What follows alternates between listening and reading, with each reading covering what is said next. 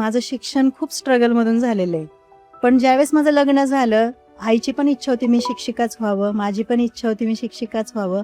तर माझ्या मिस्टरांनी आईला शब्द दिला होता की मी तुमच्या मुलीला शिकवेन. जरी लग्न लवकर झालेलं असलं, विश्वास बसणार नाही तुमचा, मी 12वीचे पेपर 9व्या महिन्याच्या प्रेग्नन्सीमध्ये दिलेले आहेत. आणि त्यानंतर D.Edला सेकंड इयरला असताना मला मुलगा झाला.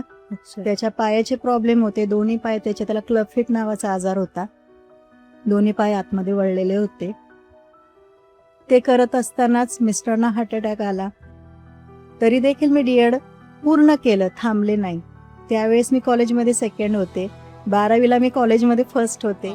म्हणजे सेकंड, फर्स्ट, थर्डमध्येच राहायचं, ही जी जिद्द होती माझी ती मी कधी सोडली नाही. म्हणजे मला एवढंच म्हणायचं की जिद्द आणि चिकाटी असेल ना तर कुठलंही संकट तुम्हाला थांबवू शकत नाही आणि वेळ तुम्हाला आपोआप मिळणार. आवड असली की सवड मिळते. मला शिक्षणाची आवड होती, तेव्हा मी सवड काढून मी पहाटे 3ला उठून अभ्यास करायचे, मग घरचं सगळं आवरून कॉलेजला जायचे, आल्यानंतर मुलांचं बघायचे. माझ्या आत्याने मला सांगितलं होतं की तुला संसार करत करत शिक्षण करायचं.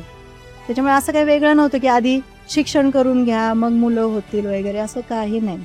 शिक्षण सुरू असतानाच मला मुलं झाली आहेत आणि मिस्टरांना ब्रेन स्ट्रोक आला. ब्रेन स्ट्रोक आल्यानंतर 15 दिवस जवळजवळ ते मला ओळखत नव्हते. टोटली मेमरी त्यांची लॉस्ट झाली होती. मुलांना नावं विचारली तर सांगता येत नव्हती. घरातलं सगळं वातावरण डिस्टर्ब झालं होतं. म्हणजे सगळ्या जबाबदाऱ्या माझ्यावरच, घरातली थोरली सून म्हणून. पण तरी पण त्या 15 दिवसाचा काळ मला माझ्या देवावर विश्वास होता की नाही, हा काळ जाणार आहे, फक्त ती वेळ येऊ द्यायची नाही आपल्याला. हा काळ जाणार आहे, परत सगळं सुरळीत होणार आहे, आपल्याला फक्त संयम बाळगायचा आहे.